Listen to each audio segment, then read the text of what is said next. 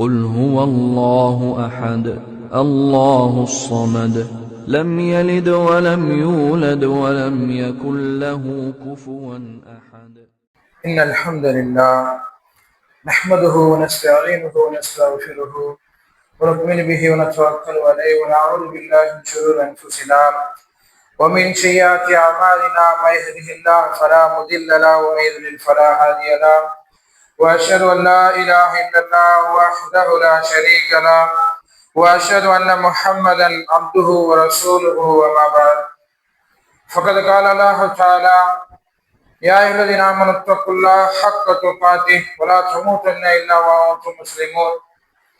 وقال الله تعالى في آية أخرى يا أيها الناس اتقوا ربكم الذي خلقكم من نفس واحدة وخلق منها زوجها وبث منهما رجالا كثيرا ونساء واتقوا الله الذي تساءلون به والأرحام إن الله كان عليكم رقيبا. وقال الله تعالى في آية أخرى يا أيها الذين آمنوا اتقوا الله وقولوا قولا سديدا يصلح لكم أعمالكم ويغفر لكم ذنوبكم ومن يطع الله ورسوله فقد فاز فوزا عظيما. وقال نبينا صلى الله عليه وسلم اللهم صل على محمد وعلى آل محمد كما صليت على إبراهيم وعلى آل إبراهيم إنك حميد مجيد. اللهم بارك على محمد وعلى آل محمد كما باركت على إبراهيم وعلى آل إبراهيم إنك حميد مجيد. رب اشرح لي صدري ويسر لي أمري واحلل عقدة من لساني يفقهوا قولي. புகழும் புகழ்ச்சியும் ஏகரானாகிய அல்லாஹ் ஒருவனுக்கே உரித்தாக்கி அவனது அன்பும் அருளும் இவ்வுலகிற்கு இறுதியாக அனுப்பப்பட்ட முஹம்மது நபி ஸல்லல்லாஹு அலைஹி வஸல்லம் அவர்கள் மீதும் அன்னாரின் அடிச்சுவற்றை அப்படி பின்பற்றி வாழ்ந்த உத்தம சத்திய சஹாபாக்கள் சஹாபிய பெண்மணிகள் மீதும் தாபிகள் மீதும் தபா தாபிகள் மீதும் மற்றும் இந்த அவையில் அமர்ந்திருக்கின்ற உங்கள் மீதும் என் மீதும் உங்களுடைய குடும்பத்தார் மீதும் என்னுடைய குடும்பத்தார் மீதும் என்றென்று நின்றமாக இந்த நல்ல நாளில் எப்படி நம் அனைவரும் ஒன்று கூட்டினானோ அதே போல் நாளை மறுமையில் உயர்ந்த சொர்க்கமான ஜன்னத்துல் ஃபிர்தௌஸ் எனும் சொர்க்கத்தில் உங்களையும் என்னையும் உங்களுடைய குடும்பத்தாரையும் என்னுடைய குடும்பத்தாரையும் ஒன்று கூட்டுவானா என்று துஆ செய்வதற்காக இந்த ஜும்ஆவுடைய முதல் உரையை ஆரம்பம் செய்கின்றேன். அன்பார்ந்த சகோதர சகோதரிகளை, அல்லாஹ்வுடைய தூதர் ஸல்லல்லாஹு அலைஹி வஸல்லம் அவர்கள் சொர்க்கத்தை பற்றியும் நரகத்தை பற்றியும் சொல்லும் பொழுது ஹுஜ்பத்தின் நாரு பிஷ்ஷஹவாத், அதாவது நரகம் எப்படிப்பட்டது என்று சொன்னால் எதால் மூடப்பட்டது என்று சொன்னால், அதாவது நரகம் என்பது மனோ இச்சைகளால் மூடப்பட்டுள்ளது என்று அல்லாஹ் சொல்லியிருக்கிறாங்க. அதே மாதிரி சொர்க்கத்தை பற்றி சொல்லும் பொழுது வஹுஜிபத்தில் ஜன்னத்து பில் மகாரி, சொர்க்கம் எப்படி மூடப்பட்டது என்று சொன்னால், அதாவது கஷ்டங்களால் துன்பங்களால் என்ன பல சிரமங்களால் என்ன செய்யப்பட்டிருக்கிறது, சொர்க்கம் மூடப்பட்டுள்ளது என்று அல்லாஹ்வுடைய தூதர் சொல்லியிருக்கிறாங்க. அதே மாதிரி இன்னொரு ஹதீஸ்ல சொல்லும் பொழுது அத்துன்யா சிஜ்னுல் முஃமின் வ ஜன்னத்துல் காஃபிர், அதாவது இந்த உலகம் என்பது முஃமின்களுக்கு சிறைச்சாலை போன்றும் காஃபிர்களுக்கு சொர்க்கச்சோலை போன்றும் என்ன செய்து இருந்து கொண்டிருக்கிறது என்று அல்லாஹ்வுடைய தூதர் சொல்லியிருக்கிறாங்க. இப்ப இந்த இரண்டு ஹதீஸ்களிலும் நாம் பார்க்கும் பொழுது சொர்க்கம் செல்வது இலகுவான விஷயம் கிடையாது. சொர்க்கத்துக்கு நாம் செல்ல வேண்டும் என்று சொன்னால் பல கஷ்டத்தையும் பல துன்பங்களையும் நாம் என்ன செய்யணும், தாண்டித்தான் நாம் என்ன செய்யணும், சொர்க்கம் செல்ல வேண்டும். ஏனென்று சொன்னால் சொர்க்கம் என்பது அவ்வளவு பிரம்மாண்டமானது. அல்லாஹ் சுப்ஹானஹு வ தஆலா அதை பிரம்மாண்டமாக என்ன செய்து வைத்திருக்கின்றான், தயாரித்து வைத்திருக்கின்றான். இந்த உலகத்தில் உள்ள முஃமின்களுக்காக அந்த சொர்க்கத்தை என்ன செஞ்சிருக்கிறான், மிக பிரம்மாண்டமாக எந்த கண்ணும் பார்த்திராத, அதாவது அல்லாஹ் சுப்ஹானஹு வ தஆலா அந்த சொர்க்கத்தை பற்றி சொல்லும் பொழுது சொல்கிறான் ஃபலா தஅலமு நஃப்ஸும் மா உஃபிய லஹும், அதாவது அல்லாஹ் என்ன சொல்கிறான் என்று சொன்னால் மின் குர்ரத்தி அயுனின் ஜஸாஅம் பிமா கானு யஅமலூன், அதாவது இந்த பூமியில இந்த நம்பிக்கையாளர்கள், அதாவது இந்த பூமியில யாரெல்லாம் நற்கர்மங்கள் செஞ்சு கொண்டிருந்தார்களோ அவர்களுக்காகவே இந்த சொர்க்கத்தை என்ன செஞ்சிருக்கிறான், தயார் செஞ்சு வச்சிருக்கிறான். எப்படி மறைத்து வைத்திருக்கின்றான் அல்லாஹ் சுப்ஹானஹு வ தஆலா. கண் குளிர்ச்சியை அல்லாஹ் என்ன செஞ்சிருக்கிறான், பேர் இன்பத்தை மறைத்து வைத்திருக்கின்றான். எந்த ஒரு ஆன்மாவும் அதை என்ன செய்ய முடியாது, பார்த்திருக்க முடியாது. அந்த அளவுக்கு அல்லாஹ் என்ன செஞ்சிருக்கிறான், தயார்படுத்தி வைத்திருக்கின்றான் அந்த சொர்க்கத்தை, மிக பிரம்மாண்டமான சொர்க்கத்தை. அந்த சொர்க்கத்தை அடைய வேண்டும் என்று சொன்னால் இலகுவான விஷயம் கிடையாது, இலகுவான காரியம் கிடையாது. இன்னைக்கு உதாரணமா இந்த உலகத்தை எடுத்துக்கொள்ளுங்களேன். ஒரு பெரிய யூனிவர்சிட்டி பிரம்மாண்டமா கட்டி வச்சிருக்கிறான். அந்த யூனிவர்சிட்டிய எல்லா மக்களுக்கும் என்ன செய்யுது, பார்க்கும் பொழுதே கண்ணை பறைக்குது. இந்த காலேஜ்ல போய் நான் என்ன செய்யணும், சேரணும். இதுல எப்படியாவது கஷ்டப்பட்டாவது நான் என்ன செய்யணும், இந்த யூனிவர்சிட்டியில போய் சேரணும்னு என்ன செய்வோம், அதற்கு உழைப்போம். அவன் என்ன செய்வான், பல டெஸ்டுகளை வைப்பான். பல டெஸ்டுகளை வச்சு அந்த டெஸ்ட் என்ன செய்யும், ஒவ்வொரு மனிதனுக்கும் கஷ்டமா இருக்கும். சும்மா சர்வசாதாரணமாக பெரிய யூனிவர்சிட்டியில போய் என்ன செய்ய முடியாது, சேர்ந்து விட முடியாது, கல்வியை பயின்று விட முடியாது. அதுக்குன்னு பல டெஸ்டுகளையும் என்ன செய்வான், பல ரூல்ஸ்களையும் போடுவான். இதெல்லாம் இந்த கஷ்டங்கள்லாம் கடந்தால்தான் நாம் என்ன செய்ய முடியும், இந்த உலகத்துல இருக்கக்கூடிய இந்த அழிந்து போகக்கூடிய இந்த உலகத்தில் இருக்கக்கூடிய யூனிவர்சிட்டியில சேர முடியும். இதுலயே இவ்வளவு கஷ்டங்கள் இருக்கு என்று சொன்னால், மறுமை நிரந்தரமா இருக்கக்கூடிய அந்த மறுமையினுடைய வீடை அடைவதற்கு அல்லாஹ் எவ்வளவு டெஸ்டுகளை வைப்பான் நம்மளுக்கு. அப்ப எவ்வளவு கஷ்டங்களை நாம் தாண்டி செல்ல வேண்டும். அப்போ நாம் என்ன செய்ய முடியாது, இலவாக நாம் என்ன செய்ய முடியாது, சென்று விட முடியாது. அல்லாஹ் சொன்னாங்க, முஃமின்களுக்கு இந்த உலகம் எப்படி இருக்கும், சிறைச்சாலை மாதிரி. அதுல பல கஷ்டங்கள் இருக்கும், பல துன்பங்கள் இருக்கும், பல இன்னல்கள். இப்படி எல்லா கஷ்டங்களையும் தாண்டினால்தான் நம்ம என்ன செய்ய முடியும், அந்த சொர்க்கத்தை அடைய முடியும். அப்பேற்பட்ட சொர்க்கத்தை பற்றி நம்ம என்ன செய்ய வேண்டும், தெரிந்து கொள்ள வேண்டும். அந்த சொர்க்கத்தை அல்லாஹ் எப்படி தயாரிச்சு வச்சிருக்கிறான், அந்த சொர்க்கத்துல என்ன இருக்குது. அந்த சொர்க்கம் நாம் நினைக்கிற மாதிரி கிடையாது. நாம் எல்லாம் ஒரு கண்ணோட்டத்துல பார்த்திருப்போம், நான் சொர்க்கம் செல்லணும், அந்த சொர்க்கத்துல என்ன செய்யணும், இப்படி வாழணும், இப்படி இருக்கணும் என்ன செய்ய ஒரு கண்ணோட்டத்துல பார்த்திருப்போம். ஆனால் நம்மளுடைய உள்ளத்துல எல்லாம் அதை என்ன செய்ய முடியாது, அதை நினைத்து கூட பார்க்க முடியாது. அல்லாஹ் சொல்றாங்க பாருங்க, அந்த சொர்க்கத்தை பற்றி எந்த கண்ணும் பார்க்கிறாரு, எந்த கண்ணும் பார்த்திராத, எந்த காதும் கேட்டிராத, எந்த மனிதனுடைய உள்ளத்திலும் கற்பனையில கூட உதிக்கிறாத அந்த சொர்க்கம் பாருங்க. அல்லாஹ் என்ன சொல்றாங்க, எந்த மனிதனுடைய உள்ளத்துல கற்பனையில கூட உதிக்கிறாத அந்த சொர்க்கம், அந்த இன்பங்களை அல்லாஹ் யாருக்காக வேண்டி தயாரித்து வைத்திருக்கின்றான், நல்லடியார்களுக்காக அந்த சொர்க்கத்தை என்ன செஞ்சிருக்கிறான், தயாரித்து வைத்திருக்கின்றான். அப்ப நாம் நினைச்சிட்டு இருக்கோம், இந்த சொர்க்கத்துல இப்படி இருக்கும், அப்படி இருக்கும், அப்படி இருக்கும். ஆனா அல்லாஹ் என்ன சொல்றாங்க, உன்னுடைய உள்ளத்துல கற்பனையில கூட அதை நினைச்சு பார்க்க முடியாது அந்த சொர்க்கத்தை. அந்த அளவுக்கு பிரம்மாண்டமாக அந்த சொர்க்கத்தை என்ன செஞ்சிருக்கிறான், தயாரித்து வைத்திருக்கின்றான். அப்ப அப்பேற்பட்ட அந்த சொர்க்கத்திற்காக நாம் என்ன செய்ய வேண்டும், உழைக்க வேண்டும், கஷ்டப்பட வேண்டும். அப்படி கஷ்டப்பட்டா மட்டும்தான் அந்த பிரம்மாண்டமான சொர்க்கம் நம்மளுக்கு கிடைக்கும். அப்படி அந்த சொர்க்கத்தை பற்றி மேலும் பார்க்கும் பொழுது, அந்த சொர்க்கத்துல உள்ள அடியார்கள் எப்படி இருப்பாங்க என்று சொன்னால், மன நிறைவாக, நிரந்தரமாக, எப்பொழுதும் இளமை வயதுடையவர்களாக என்ன செய்வார்கள், அந்த சொர்க்கத்தில் இருப்பார்கள். எப்பொழுதுமே மன நிறைவா இருப்பாங்க, சந்தோஷமா இருப்பாங்க, எந்த ஒரு கஷ்டத்தையும் அனுபவிக்க மாட்டாங்க. அதே மாதிரி ஆரோக்கியமாக இருப்பார்கள், எந்த ஒரு நோய் நொடியும் அவர்களுக்கு ஏற்பட அந்த சொர்க்கத்துல அல்லாஹ் அப்படித்தான் தயாரித்து வச்சிருக்காங்க அந்த சொர்க்கத்தை. பாருங்க, அல்லாஹ் சொல்றாங்க அந்த சொர்க்கத்தை பற்றி, சொர்க்கவாசிகள் சொர்க்கத்தை நுழைஞ்சதுமே வானவர்கள் அழைப்பார்களாம், சொர்க்கவாசிகளே இங்க வாங்க, சொர்க்கவாசிகளே இங்க வாங்க, நீங்க எப்போதும் என்ன செய்ய மாட்டீங்க, மரணிக்கவே மாட்டீங்க, இதுல நிரந்தரமாக இருப்பீர்கள். சொர்க்கவாசிகளை கூப்பிட்டு அழைத்து சொல்வார்கள் வானவர்கள், இங்க நீங்க எப்போதுமே நிரந்தரமாக இருப்பீர்கள், ஒரு காலம் நீங்க என்ன செய்ய மாட்டீங்க, மரணிக்க மாட்டீங்க. அதே மாதிரி இந்த சொர்க்கத்துல நீங்க எப்போதுமே ஆரோக்கியமாக இருப்பீர்கள், எந்த ஒரு நோய் நொடியும் உங்களுக்கு அண்டாது, எந்த ஒரு நோய் நொடியும் உங்களுக்கு பிடிக்காது, எப்பொழுதுமே நீங்க என்ன செய்வீர்கள், ஆரோக்கியமாக இருப்பீர்கள். அதே மாதிரி எந்த ஒரு கஷ்டத்தையும் நீங்க அனுபவிக்க மாட்டீங்க. இந்த உலகத்துல நம்மளுக்கு கஷ்டம், இந்த உலகத்துல நம்மளுக்கு கஷ்டம் ஏற்படும், எந்த வகையில இருந்தாலும் நம்மளுக்கு கஷ்டம் வந்துடும்.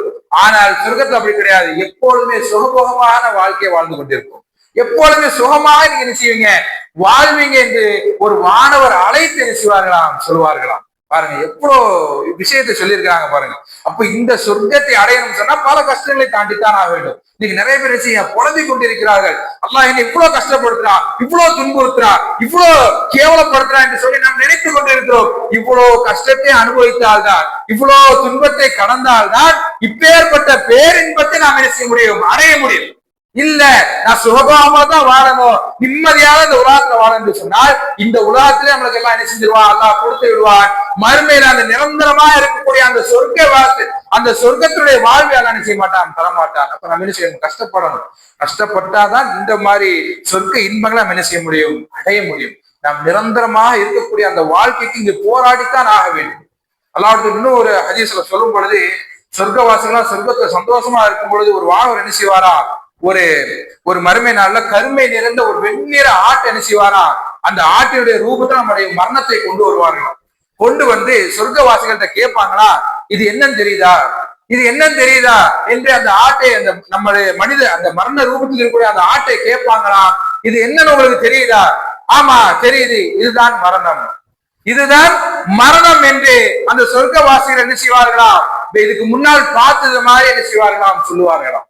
அதே மாதிரி நரகவாசிகளை கூப்பிட்டு, நரகவாசிகளே இங்க வாருங்கள், இது என்ன உங்களுக்கு தெரியுதா, நல்ல தெரியுது, இது என்று மரணம் என்று சொல்லுவார்கள். அப்போ அந்த 2 பேருக்கு அந்த வானவர்கள் சொல்லுவார்களா, நீங்க என்ன செய்வீங்க, இந்த சொர்க்கத்துல நிரந்தரமாக இருப்பீர்கள் அப்படின்னு சொல்லி அந்த அந்த அந்த ஆடு இருக்கு பாருங்க, அந்த ஆட்டை என்ன செய்வார்களாம், வெட்டுவார்களாம், அந்த ஆட்டை வெட்டுவார்களாம். அப்போ அந்த வானவர்கள் சொல்லி போடுவார்கள், நீங்கள் நிரந்தரமா தங்கும் இடம் இதுதான், நீங்க நிரந்தரமா இங்க எப்போதுமே இருப்பீர்கள். அதே மாதிரி நரகவாசிகள்கிட்ட சொல்லும் பொழுது, நீங்க எப்போதும் இங்க நிரந்தரமாக தங்குவீர்கள், இதுதான் உங்களுடைய இடம் என்று நரகவாசிகளுக்கு என்ன செய்யப்படும், சொல்லப்படும். அப்ப நாம் என்ன செய்யணும், அந்த நிரந்தரமான வாழ்க்கைக்காக நம்ம என்ன செய்ய வேண்டும், போராட வேண்டும். அங்க எப்போதுமே நிரந்தரமாக மன நிறைவோட எந்த ஒரு கஷ்டத்தையும் இல்லாமல் சுகபோகமாக என்ன செய்வோம், அந்த சொர்க்கத்தில் நம்ம என்ன செய்வோம், வாழ்வோம். அதே மாதிரி சொர்க்கவாசியோட சாப்பாடு, சொர்க்கவாசியோட சாப்பாடு எப்படி இருக்கும் என்று சொன்னால், அவர்கள் நினைத்ததே அவர்கள் என்ன செய்வார்கள், சாப்பிடுவார்கள். அவர்கள் நினைத்ததை என்ன வேணாலும் நினைக்கலாம், அவர்கள் என்ன நினைத்தாலும் அதை என்ன செய்வார்கள், சாப்பிடுவார்கள். சொல்கிறார்கள், சொர்க்கவாசிகள் எல்லாமே சாப்பிடுவார்கள், கனி வர்க்கங்கள், அவர்கள் நினைத்தது எல்லாமே சாப்பிடுவார்கள். அப்ப சஹாபாக்கள் கேட்கிறாங்க, யார சொல்லா, அப்போ எப்படி அவர்களுடைய அந்த சாப்பாடு, அந்த கழிவு எப்படி வெளியேறும் என்று சொன்ன உடனே அல்லாஹ்வுடைய சொல்றாங்க, அவர்கள் சாப்பிடுவார்கள், பருகுவார்கள், அந்த சாப்பிட்ட சாப்பாடு ஒரு ஏப்பம் வழியாக என்ன செய்துவிடும், அப்படியே கரைந்து விடும். அந்த ஏப்பம் கூட எப்படி இருக்கும் என்று சொன்னால், கஸ்தூரி வாடையை போன்று இருக்கும், கஸ்தூரி வாடையை போன்று. அது மட்டுமல்லாமல் அவர்களுடைய சாப்பிட்ட சாப்பாடு, அவர்கள் நீர் ஒரு வேர்வை வழியாக அப்படியே கரைந்து விடும், ஒரு வேர்வை வெளியாவதன் மூலமாக அப்படியே கரைந்து விடும். அந்த வேர்வை ஸ்மெல்லும் சரி, அந்த ஏப்பமிட்ட ஸ்மெல்லும் சரி, கஸ்தூரி வாடையை போன்று அப்படியே என்ன செய்து விடும், நறுமணம் கமர்ந்ததாக அப்படியே கரைந்து விடும் என்று அல்லாஹ்வுடைய சொல்கிறார்கள். அப்ப அவர்கள் நினைத்ததே சாப்பிடுவார்கள். சொர்க்கவாசிகள் என்னென்ன நினைக்கிறார்களோ இந்த உலகத்துல நம்மளுக்கு கேட்டு என்ன செஞ்சிருக்காது, கிடைத்திருக்காது. ஆனால் அங்க போனா நாம உள்ளத்துல நினைக்கதான் செஞ்சிருப்போம், எனக்கு இது வேண்டுமே, எனக்கு இது கிடைக்கணுமே என்று உள்ளத்துல நினைச்சிருப்போம். அது அப்படியே கண் முன்னால் வந்து நிற்கும், கண் முன்னால் வந்து நிற்கும். நாம அப்புறம் இந்த உலகத்துல நம்ம என்ன செஞ்சிருப்போம், இந்த ஜூஸ் அறிஞ்சிருக்கிறோம், இந்த இந்த இந்த கூல்ட்ரிங்க்ஸ் குடிச்சிருக்கோம் நினைச்சிருப்போம், ஆனா குடிச்சிருக்க முடியாது. ஆனால் சொர்க்கத்துல அப்படி கிடையாது, நீங்க நினைச்சதே என்ன செய்வீங்க, உங்களுடைய கண் முன்னால் பார்ப்பீங்க, அதை நீங்கள் அருந்துவீர்கள். அப்படி அருந்தக்கூடிய அந்த நீராகாரமா இருந்தாலும் சரி, நாம் சாப்பிடக்கூடிய சாப்பாடாம இருந்தாலும் சரி, அது ஒரு வேர்வை வழியாகவும் ஒரு ஏப்பம் வழியாகவும் என்ன செய்து விடும், அப்படியே கரைந்து விடும் என்று அல்லாஹ்வுடைய சொல்கிறார்கள். அதே மாதிரி சொர்க்கத்துல நம்மளுக்கு பணியாளர்கள் நியமிக்கப்படுவார்கள். சொர்க்கத்துல நமக்காக பணியாளர்கள் என்ன செய்வார்கள், நியமிக்கப்படுவார்கள். அவர்களை பற்றி அல்லாஹ் சொல்லும் பொழுது பாருங்க,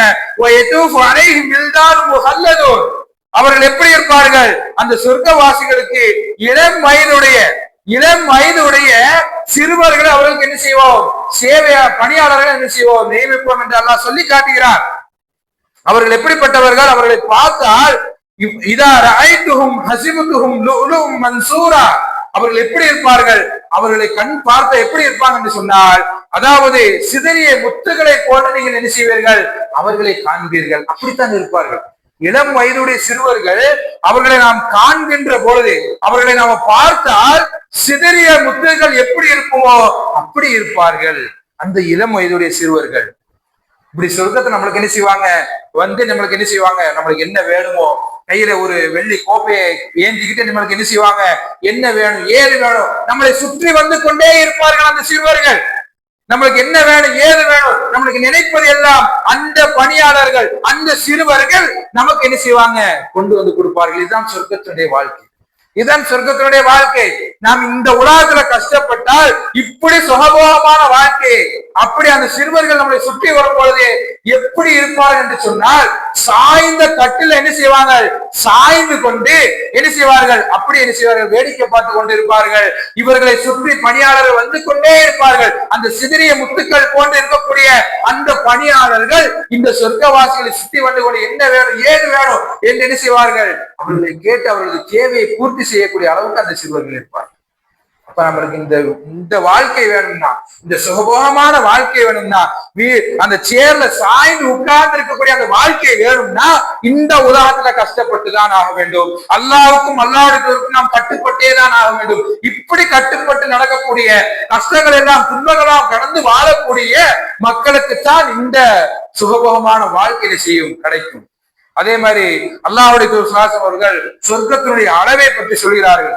சொர்க்கம் எவ்வளவு பெருசு, சொர்க்கத்தை நாம் எண்ணி பார்த்திருப்போமா, சொர்க்கம் எப்படி இருக்கும், பிரம்மாண்ட, அதான் நம்மளுடைய அல்லாஹ்வுடைய சொல்ல மாதிரிதான் கற்பனைக்கு கூட எட்டாது.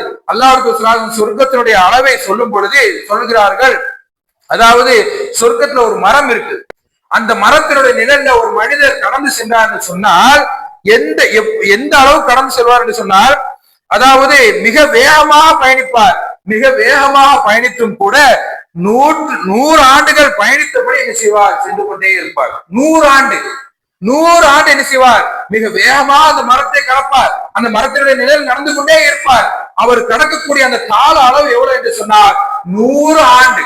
100 ஆண்டு அந்த மரத்தினுடைய நிலையிலே என்ன செய்து கொண்டிருப்பார், பயணித்துக் கொண்டிருப்பார். அந்த அளவுக்கு மிக பிரம்மாண்டமாக சொர்க்கம் என்ன செய்யும், மிக நீளமாக, அந்த அளவு மிக பெருசாக இருக்கும். அந்த மரத்தினுடைய நிழல்ல ஒரு பயணிச்சார் என்று சொன்னால் 100 ஆண்டுகள் அந்த மனிதர் என்ன செய்கிறார், பயணிக்கிறார். அவ்வளோ பெருசு சொர்க்கம், அவ்வளோ பிரம்மாண்டமானது சொர்க்கம். அல்லாஹ் சொல்கிறார், அந்த சொர்க்கத்துடைய அளவை பற்றி அல்லாஹ் சுப்ஹானஹு வ தஆலா தன்னுடைய திருமறையில குறிப்பிடும் பொழுது அர்லுஹ ஸமாவாத்து வல் அர்த், அர்லுஹ ஸமாவாத்து வல் அர்த், அதாவது சூனத்தின் அகலம் என்பது பூமியை போன்றது, பூமியுடைய அளவை போன்றது என்று அல்லாஹ் சுப்ஹானஹு வ தஆலா தன்னுடைய திருமறையில குறிப்பிட்டு காட்டுகின்றார். இந்த பூமி எவ்வளவு பெருசு, அது அளவுக்கு சொர்க்கம் இருக்குமா என்று அல்லாஹ் சுப்ஹானஹு தன்னுடைய திருமறையில சொல்லி காட்டுகிறான்.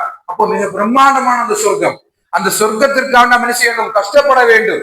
அந்த இன்பத்தை அனுபவதற்காண்டி இந்த அல்லாஹ்வும் அல்லாஹ்வுக்கு சொன்ன செய்திகளை நாம் கடைபிடிக்க வேண்டும். அப்படி கடைபிடித்தாதான் அந்த சொர்க்க இன்பங்களை நாம் என்ன செய்ய முடியும், பெற முடியும். அதே மாதிரி அல்லாஹ் இன்னொரு ஹதீஸ்ல சொல்லும் பொழுது சொர்க்கத்துல ஒரு கூடாரம் இருக்குதாம், சொர்க்கத்துல ஒரு கூடாரம் இருக்குதாம். அது யாருக்காக வேண்டி தயாரித்து வச்சிருக்காங்கன்னு சொன்னார், இறை நம்பிக்கையாளருக்கு.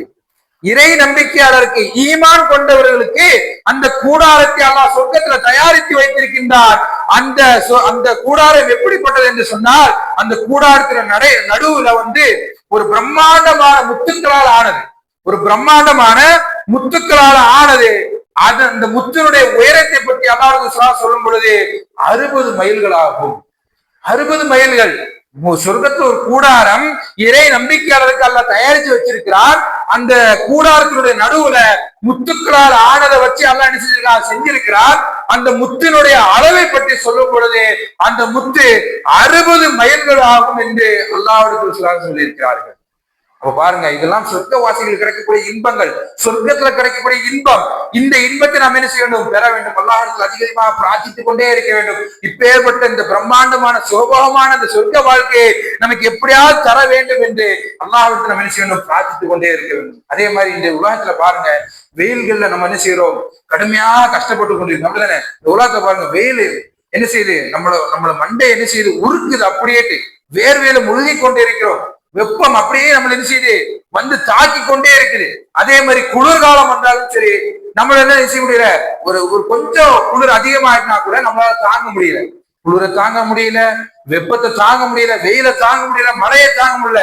இதெல்லாம் நம்மளுக்கு இந்த உலகத்துல வாழும்பொழுதுதான் காலநிலையில் மாறிக்கொண்டே இருக்கும். ஆனால் சொர்க்கத்துல காலநிலையெல்லாம் கிடையாது, காலநிலையெல்லாம் மாறாது. அல்லாஹ் சுப்ஹானஹு வ தஆலா தன்னுடைய திருமறையில சொல்லும் பொழுது லா யரவுன ஃபீஹா ஷம்ஸன் வலா ஸம்ஹரீரா, அல்லாஹ் தன்னுடைய திருமறையில என்ன சொல்கிறான், சொர்க்கத்துல மறுமையில சூரியனோ, அதாவது கடும் குளிரோ அதில் நீங்க என்ன செய்ய மாட்டீங்க, காண மாட்டீர்கள்.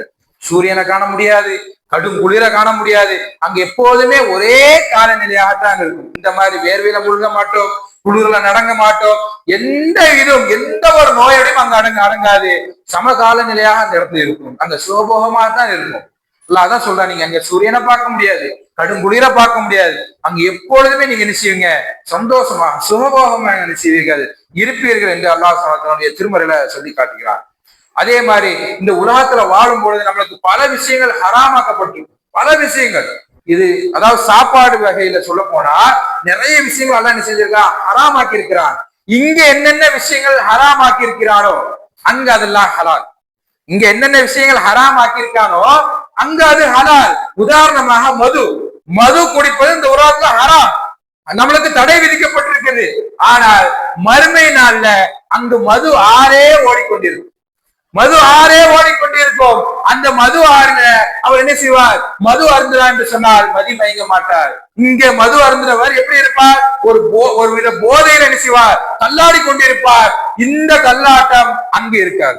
அங்க நீ எவ்வளவுதான் மது அருந்தினாலும் நம்மளுக்கு என்ன செய்யாது? மதிமயங்கம் ஏற்படாது, தள்ளாட்டம் ஏற்படாது, போதை ஏற்படாது. அப்பேற்பட்ட மது ஆறு அந்த சொர்க்கத்துல ஓடிக்கொண்டிருக்கும். அதே மாதிரி பாலாறுகள், தேனாறுகள், இந்த மாதிரி நீரூற்றுகள் அங்க என்ன செய்து கொண்டிருக்கும்? ஓடிக்கொண்டிருக்கும். இது யாருக்காக? சொர்க்கவாசிகளுக்காக. சொர்க்கத்துல அல்லாஹ் இதெல்லாம் தயார்படுத்தி வைத்திருக்கின்றான். சொர்க்கவாசிகள் வர வேண்டும், இந்த சொர்க்கத்துல உள்ளதை அனுபவிக்க வேண்டும் என்று அல்லாஹ் இவ்வளவு விஷயங்களை அந்த சொர்க்கத்தில் தயார்படுத்தி வைத்திருக்கின்றான். அதே மாதிரி பல வகை கனி வகைகளை அல்லாஹ் எடுத்திருக்கிறான், அங்கே ஏற்பாடு செய்து வைத்திருக்கின்றான். இங்க நம்ம என்ன கனி வகைகளை பார்த்துட்டோம்? ஆப்பிள், ஆரஞ்சு இதெல்லாம் பார்த்திருப்போம். ஆனால் அங்க கிடைக்கக்கூடிய கனி வகைகள் மிக பிரம்மாண்டமானதாகவும் மிக சுவை மிக்கதாகவும் அங்க இருக்கும். அதே அல்லாஹ் என்ன செஞ்சிருக்கிறான்? ஏற்படுத்தி வைத்திருக்கின்றான். அப்போ இங்க என்னென்ன விஷயங்கள் ஹராமாக்கப்பட்டிருக்குது அங்க ஹலால். அது உதாரணம் தான் மது. மது ஆறு அங்க என்ன செய்து கொண்டிருக்கும்? ஓடிக்கொண்டிருக்கும் என்று அல்லாஹ்வுடைய நினைச்சிருக்காங்க, சொல்லி காட்டியிருக்கிறார்கள். அப்ப நாம் என்ன செய்ய வேண்டும்? இந்த இன்பங்களை நாம் அடைய வேண்டும் என்று சொன்னால் இங்க ஹராம் ஹலாமை பேணுனா மட்டும்தான் நாம் அங்க என்ன செய்ய முடியும்? சுகபோகமான இன்பமான என்ன செய்ய முடியும்? வாழ்க்கையை வாழ முடியும். இங்க நான் ஹராம பேண மாட்டேன், என் மன எச்ச அடிப்படையில் தான் நான் இருப்பேன் என்று சொன்னால் நம்முடைய நிலைமை யோசித்து பாருங்க. அப்போ இங்க சுகபோகமாக இருந்து கொண்டிருந்தோம் என்று சொன்னால் அல்லாஹ் என்ன சொன்னாங்க? சுகபோகமான வாழ்க்கையில தான் நரகம் மூடப்பட்டிருக்கு என்று சொன்னார்கள். நீங்க இன்பமானதை வச்சுதான் நரகம் மூடப்பட்டிருக்குது. அப்ப இந்த உலகத்துல நான் இன்பமாதான் வாழ்வேன், சுகபோகமா தான் வாழ்வேன், நான் நம்ம எங்கதான் செல்வேன்னு நினைத்து பார்த்துக் கொள்ளுங்க. அப்ப நம்ம என்ன செய்யணும்? பல கஷ்டங்கள் வரத்தான் செய்யும். நம்மளுக்கு முன்னிருந்தவர்கள் நமக்கு மீறி நம்மளுக்கு என்ன செஞ்சிருக்காங்க? கஷ்டத்தை அனுபவித்திருக்கிறார்கள். இந்த கஷ்டத்தை தாங்கி கொண்டு அல்லாஹ்வுக்கும் அல்லாஹ்வுக்கு கட்டுப்பட்டதின் காரணமாகத்தான் அவர்கள் எங்க இருக்கிறார்கள்? சொர்க்கத்தில் இருக்கிறார்கள். அதே மாதிரி அல்லாஹ் அவர்களை பொருந்தி கொண்டான், அவர்களும் அல்லாஹ்வை பொருந்தி கொண்டார். எதற்காக? அல்லாஹ்வுக்கும் அல்லாஹ்வுக்கும் கட்டுப்பட்டதின் காரணமாக, இந்த உலகத்தில் ஹலால் ஹராமை பேணுவதன் காரணமாக, அப்படி கஷ்டப்பட்டதின் காரணமாகத்தான் அவர்களுடைய சுகபோகமான வாழ்க்கையை செய்து வாழ்ந்து கொண்டிருக்கிறார்கள். அப்ப நாம என்ன செய்ய வேண்டும்? சுகபோகமான வாழ்க்கை அடைய வேண்டும் என்று சொன்னால் இந்த உலகத்துல வாழும் பொழுது ஹலால் ஹராமை பேர்னா மட்டும்தான் முடியும். இல்லைன்னு சொன்னால் கண்டிப்பாக அந்த சுகபோகமான வாழ்க்கையை நம்ம என்ன செய்ய முடியாது? வாழ முடியாது. அதே மாதிரி அல்லாஹ் தன்னுடைய திருமறையில சொர்க்கத்தினுடைய ஆடைகளை பற்றி சொல்கிறான். சொர்க்கவாசிகள் அணியக்கூடிய ஆடைகளை பற்றி சொல்லும் பொழுது இந்த உலகத்துல நம்மளுக்கு பட்டு ஹராம் தானே, ஆண்களுக்கு பட்டு ஹராம், ஆனா அங்க ஹலால். அங்க பட்டாடை நம்ம என்ன செய்து கொள்ளலாம்? உடுத்துக் கொள்ளலாம். அல்லாஹ் திருமலை சொல்லும் பொழுது அவர்கள் மீது சுந்தூசு இஸ்தபரத் போன்ற பச்சை நிற பட்டாடை இருக்கும் என்று அல்லாஹ் திருமலையில சொல்லி காட்டுகிறார். ஒரு பச்சை நிற பட்டாடை அந்த சொர்க்கவாசிகளுக்கு கொடுக்கப்படும். அந்த அணிசிவர்கள் அதை தான் அங்க அணிவார்கள். அப்ப இந்த உலகத்துல அது ஹராம். பட்டு என்பது இந்த உலகத்துல ஆண்களுக்கு ஹராம், அங்க ஹலால். அங்க சொர்க்கத்தினுடைய ஆடை என்னது? சொர்க்கத்தினுடைய ஆடை என்னது? பட்டாடை.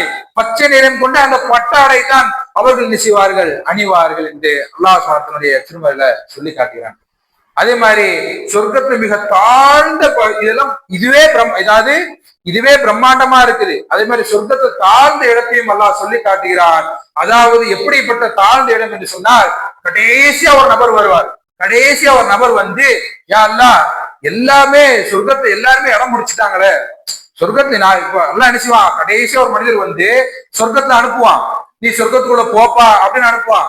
அந்த மனிதர் சொல்வார், யா அல்லாஹ் எங்க போறது, எல்லாரும் தான் அனுபவிச்சுட்டாங்களே, அங்க பாருங்க எல்லாம் ஃபுல்லா இருக்குது, போப்பா உனக்கு இடம் இருக்குப்போ போப்பான்னு எல்லாம் அனுப்புவான். இதே மாதிரி 3-4 முறை போயிட்டு வருவான். யா அல்லாஹ் எனக்கு இடமே இல்லையே, ஒரு இடமே இல்லையே, எனக்கு இடம் ஃபுல்லா இருக்குது பார். இவருக்கு தாழ்ந்த இடம் அல்லாஹ் சுப்ஹானஹு கொடுக்கக்கூடிய இடத்திலேயே சொர்க்கத்துல இவருக்கு மிக தாழ்ந்த இடத்தை அல்லாஹ் கொடுக்குறான். எப்படிப்பட்ட இடத்தை கொடுக்குறான் பாருங்க. அல்லாஹ்விடத்துல வந்து இப்ப கெஞ்சுறாரு, யாருல எனக்கு இடமே இல்லை, எல்லாம் ஃபுல்லா இருக்கு, எல்லாமே எல்லா இடத்தையும் அவங்க ஆக்கிரமிச்சு எல்லா இடத்தையும் உட்கார்ந்துருக்காங்க, போப்போ உனக்கு இடம் இருக்கு, உள்ள போ, சொர்க்கத்துக்குள்ள போ. இந்த சொர்க்கத்துக்குள்ள போ, பூமியுடைய அளவுக்கு உனக்கு இடம் இருக்குது என்று அல்லாஹ் அனுப்பிவான், அவரை சொல்லி அனுப்புவான். எப்படி? கடைசியா வரக்கூடிய மனிதர் தாழ்ந்த இடத்தை எல்லாம் கொடுக்கிறான். அது எப்படிப்பட்ட இடமாக இருக்குது? பூமி அளவுக்குள்ள இடத்தை எல்லாம் அனுப்பிச்சான், அதை கடைசி மனிதருக்கு கொடுக்கிறான். கடைசியா நரகத்துல கஷ்டப்பட்டு துன்பத்தை அனுபவிச்சு அந்த நரக வேதையெல்லாம் அனுபவிச்சு வெளியே வரக்கூடிய அந்த நபருக்கு அல்லாஹ் என்ன செய்யறான்? ஒரு பூமி அளவிற்குள்ள ஒரு இடத்தை அல்லாஹ் என்ன செய்யறான்? சொர்க்கத்துல கொடுக்கிறான். இதுதான் உன் இடம், போய் என்ன செய், உன்னுடைய இன்பத்தை அனுபவி என்று சொல்லி அந்த மனிதருக்கு என்ன செய்வான்? கொடுத்து அனுப்புவான். இது யாருக்கு? சொர்க்கத்துல மிக தாழ்ந்த இடம், கடைசியா வரக்கூடிய மனிதருக்கு இவ்வளவு பெரிய இடத்தை அல்லாஹ் என்ன செய்யறான்? கொடுத்து கொண்டிருக்கிறான். அப்ப சொர்க்கத்தில் எவ்வளவு பிரம்மாண்டமா இருக்குது பாருங்க. அப்ப இந்த சொர்க்கத்தை நாம் அடைய வேண்டும் என்று சொன்னால் இந்த உலகத்தை நாம் என்ன செய்ய வேண்டும்? கஷ்டப்பட்டுதான் ஆக வேண்டும். அல்லாஹ்வுடைய தூதருக்கு கட்டுப்படணும். அல்லாஹ்வுக்கும் அல்லாஹ்வுக்கும் கட்டுப்பட்டாதான் இந்த சுகபோகமான வாழ்க்கை நம்ம என்ன செய்ய முடியும்? வாழ முடியும். அதே மாதிரி சொர்க்கத்துல இன்னும் சொல்ல போனா இதெல்லாம் ஓகே, இவ்வளவு சுகபோகமான இன்பங்கள் எல்லாம் என்ன செஞ்சிருக்கான்? வச்சிருக்கிறான். ஆனா இதெல்லாம் சந்தோஷமா என்று கேட்டால் கிடையாது. நம்ம எல்லாம் என்ன செய்வோம்? சொர்க்கத்துல போய் இவ்வளவு இன்பங்கள்லாம் அனுபவிச்சிருவோம். ஆனா இதெல்லாம் சந்தோஷமான்னு கேட்டால் கிடையாது. அல்லாஹ் சுப்ஹானஹு வ தஆலா சொர்க்கவாசிகளை அழைத்து பேசுவான். சொர்க்கவாசிகள்ட்ட அல்லாஹ் பேசுவான். பேசும் பொழுது, எப்பா எல்லாம் ஓகே தானா? எல்லாம் சந்தோஷமா இருக்கீங்களா? இதை தவிர்த்து வேற என்னாவது வேணுமா அப்படின்னு கேட்கும் பொழுது அவர்கள் அந்த சொர்க்கவாசிகள் சொல்வார்கள், யாருன்னா இதை விட என்ன வேணும்? சொர்க்கத்தை கொடுத்துட்டேன், சொர்க்கத்தினுடைய இன்பங்கள்லாம் நாங்க அனுபவிச்சுட்டோம், நரகத்திலிருந்து பாதுகாத்துட்டேன், இதை விட வேற என்ன வேணும்? யாருன்னா இதை விட வேற என்ன வேணும்? இதை விட உங்களுக்கு சந்தோஷமே கிடையாது என்று அந்த சொர்க்கவாசிகள் சொல்லக்கூடிய அளவுக்கு இன்பத்தை அனுபவிச்சிருவாங்க. அந்த சொர்க்கவாசிகள் சொல்லக்கூடிய அளவிற்கு இன்பத்தை அனுபவிச்சிருவாங்க. ஆனா அல்லாஹ் என்ன செய்வான்? இதெல்லாம் சந்தோஷம் கிடையாது. அவனுடைய உருவத்தை அல்லாஹ் என்ன செய்வான்? காமிப்பான். அவனுடைய முகத்தை சொர்க்கவாசிகளுக்கு காமிப்பான். இதுதான் மிகப்பெரிய சந்தோஷம். இதுதான் மிகப்பெரிய ஒரு சந்தோஷம். நீ சொர்க்கத்துல எவ்வளவு பெரிய இன்பங்கள் அனுபவிச்சாலும் அல்லாஹ் கடைசியாக அவனுடைய முகத்தை அல்லாஹ் நிச்சயவான் சொர்க்கவாசிகளுக்கு காமிப்பான். இந்த முகத்தை காண்பதற்காக இந்த உலகத்தில் நாம் என்ன செய்ய வேண்டும்? கஷ்டப்பட வேண்டும். கடினமாகத்தான் இருக்கும். இந்த உலக வாழ்க்கை நம்மளுக்கு என்ன செய்யும்? நெருக்கடியாகத்தான் இருக்கும்.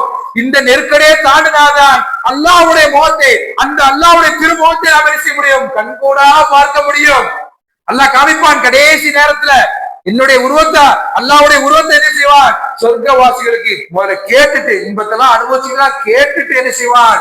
அவனுடைய முகத்தை காமிப்பான். அவ்வளவு பெரிய விஷயம் பாருங்க.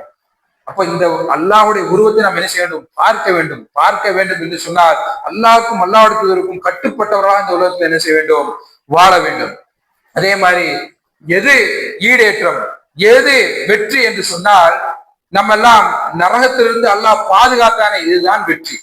இதுதான் வெற்றி. நரகத்திலிருந்து பாதுகாத்து நம்மளை சொர்க்கத்துக்குள் அனுப்புறானே, இதுதான் முழுமையான வெற்றி. இன்றைக்கு இந்த உலக வாழ்க்கை நாம் வாழ்ந்து கொண்டிருக்கிறோமே, சுகபோகமாக இந்த உலகத்துல வாழ்ந்து கொண்டிருக்கோமே, நம்ம எல்லாம் நினைச்சிட்டு இருக்கோம் இந்த உலகத்துல வெற்றி அடைந்து விட்டோம், உலகத்துல பாஸ் ஆகிவிட்டோம், உலகத்துல நல்ல முறையில் இருந்து கொண்டிருக்கிறோம். இந்த உலகம் என்பது ஒரு விளையாட்டு. இந்த உலகம் என்பது உங்களை தடுமாற செய்யும். இந்த உலகம் என்பது உங்களை ஒரு நாள் கைவிட்டு விடும். இப்பேற்பட்ட இந்த உலகத்துல இருந்து அல்லாஹ் என்ன செய்வான்? நாளைக்கு இந்த உலகத்துல எவெல்லாம் சோபகமா வாழ்ந்தானோ, இந்த உலகத்துல எவெல்லாம் அல்லாஹ்வை மறந்து வாழ்ந்தானோ, இந்த உலகத்துல எவன் அல்லாஹ்வுடைய கட்டுப்படாம வாழ்ந்தானோ, அவனை அல்லாஹ் என்ன செய்வான்? நரகத்துல போடுவான். இது வெற்றியா? இந்த உலகத்துல நம்மளுக்கு, இந்த உலகத்துல நம்ம சந்தோஷமா இருந்தோம், சோபகமாக இருந்தோம், சந்தோஷம் அனுபவிச்சு கிடந்தோம், அல்லாஹ்வை மறந்து வாழ்ந்தோம், அல்லாஹ்வுக்கு கட்டுப்படாம வாழ்ந்தோம், இது வெற்றியா? இது வெற்றி கிடையாது. இது வெற்றி நாளைக்கு மறுமையில அல்லாஹ் நரகத்திலிருந்து பாதுகாத்து சொர்க்கத்துக்குள்ள அனுப்புறானே, அதுதான் வெற்றி. அப்ப அந்த வெற்றி கிடைக்கணும்னு சொன்னா இந்த உலக வாழ்க்கைக்காக நம்ம வாழக்கூடாது, இந்த உலக அற்ப இன்பங்களுக்காக வாழக்கூடாது, இந்த உலக சுகபோகங்களுக்காக வாழக்கூடாது. அப்படி சுகபோகங்களுக்காக மன எச்சரிக்கை அடிப்படையில் வாழ்ந்தோம் என்று சொன்னால் நமக்கு வெற்றி கிடைக்காது. நம்மளுக்கு வெற்றி கிடைக்காது. அந்த சொர்க்கத்திற்குள் போலதான் மிகப்பெரிய வெற்றி. அந்த நரகத்திலிருந்து பாதுகாக்கிறமே, அதுதான் மிகப்பெரிய வெற்றி. அதான் அல்லாஹ் சொன்னார், இதுதான் வெற்றி என்று சொல்லி காட்டுகிறான். இதுதான் ஈடேற்றம். அப்ப அப்பேற்பட்ட வெற்றி கிடைக்கணும் சொன்னா இந்த உலகம் நம்ம என்ன செய்ய வேண்டும்? நல்ல முறையில நாம் என்ன செய்யணும்? அல்லாஹுக்கும் அல்லாஹ்வுக்கும் கட்டுப்பட்டவர்களாக என்ன செய்ய வேண்டும்? வாழ வேண்டும். அதே மாதிரி முழுமையான ஈமான்தாரியாக வாழ வேண்டும். முழுமையான ஈமான்தாரியாக வாழ வேண்டும். அப்படி வாழ்ந்தா மட்டும்தான் நம்மளுக்கு என்ன செய்ய முடியும்? சொர்க்கத்தில் உள்ள அந்த சோபகமான இன்பங்களை என்ன செய்ய முடியும்? அடைய முடியும். அப்பேற்பட்ட பாக்கியத்தை அல்லாஹ் சுப்ஹானஹு வ தஆலா புரிவானாக.